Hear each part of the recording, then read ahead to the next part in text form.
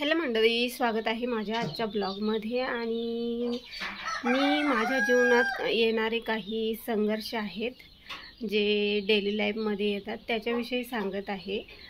कारण प्रत्येक गोष्टीला तुम्ही जर खचून गेले आणि त्याच्यातच तुम्ही अडकून राहिले तर तुम्ही प्रगती नाही करणार ना। सध्या माझी जी कंडिशन आहे ती व्हेरी बॅड म्हणजे खूप वाईट आहे। आणि याच्यामधून सुद्धा आम्ही उठण्याचा प्रयत्न करतोय, कारण माझं कुटुंब जे आहे ते व्यावसायिक आहे आणि व्यवसायामध्ये कधी असं होतं प्रचंड नफा होतो आणि कधी असं होतं एकदम घाटा होतो आणि मग आपलं नशीब असेल तसंच होतं म्हणजे। आणि सध्या तरी आमच्या बाबतीत असंच झालंय आणि आम्ही प्रयत्न करतोय याच्यातून बाहेर निघू। कारण आमचा व्यवसाय असल्याने आमच्याकडे 7-8 माणसं कामाला आहेत, त्यांचा खर्च आहे, त्यांचे पेमेंट्स आहेत, आमचा खर्च आहे, आमचे काही लोन्स आहेत, आम्ही काही केलेली इन्व्हेस्टमेंट आहे। आणि याच्यामध्ये जर तुम्हाला घाटा झाला तर तुम्ही डायरेक्ट जमिनीवर येता, जे तुम्ही थोडा उडण्याचा प्रयत्न करता आणि मग तुमच्यावर असं प्रेशर येतो।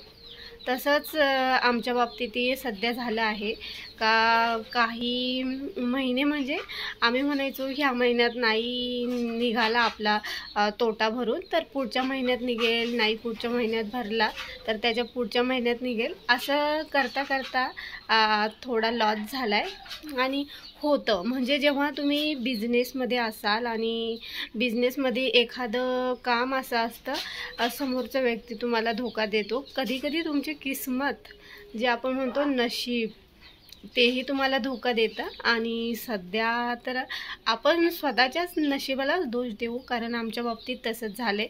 आमच्याच नशिबाने आम्हाला थोडं रडवलं आणि मग ह्या गोष्टी जर मी सांगायला गेले तर खूप असे याचे हे बनणार आहेत। आणि माझ्या तर घरचे जे आहेत ते तर मला तर कधी म्हणतात गप्प बस, तू गप्प बस, सांगू नको।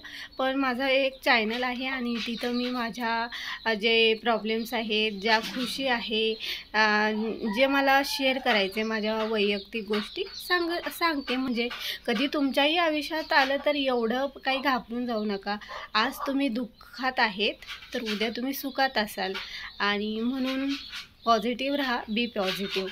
तर असेच माझे लाईफ आहे। सध्या फायनान्शियल खराब आहे, म्हणजे मी म्हणत नाही आहे, पण होते म्हणतात, प्रत्येकाचीच होते आणि आमची सुद्धाच सध्या होत आहे, म्हणजे त्याच्यातूनच आम्ही जातोय।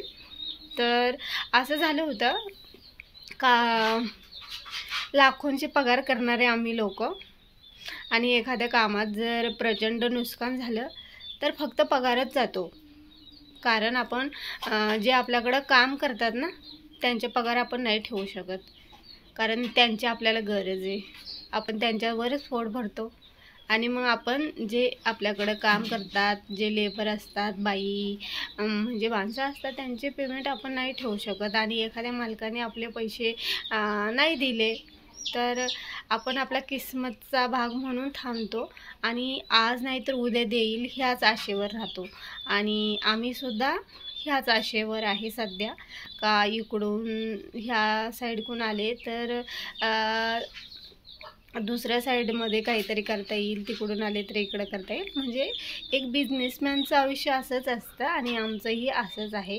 पण कधी म्हणजे असं होतं म्हणजे आपण काय म्हणता, आपलं घर खराब व्हायला लागलं तर आपले वाशे बी फिरतात, घरासोबत वाशेही फिरतात, तसंच झालं आहे आमच्या बाबतीत। पण आम्ही सावरण्याचा प्रयत्न करतोय आणि हा आमच्यासोबत झालेला घाटा आहे आणि दुसरं काही नाही। तर एवढंही एक म्हणजे प्रत्येकाचं लाईफ अप्स अँड डाऊन्स येतात, म्हणजे असं प्रत्येक व्यक्तीचं लाईफ एवढं खुशाल आहे, सगळं त्याच्याकडं आहे असं नसतं। तुम्ही जेवढा मोठा माणूस पाहाल ना तर त्याच्या आयुष्यामध्ये दुःख तर असतंच, पण तो त्याच्यातून बाहेर येण्याचा प्रयत्न करतो आणि स्वतःला सावरायचा प्रयत्न करतो।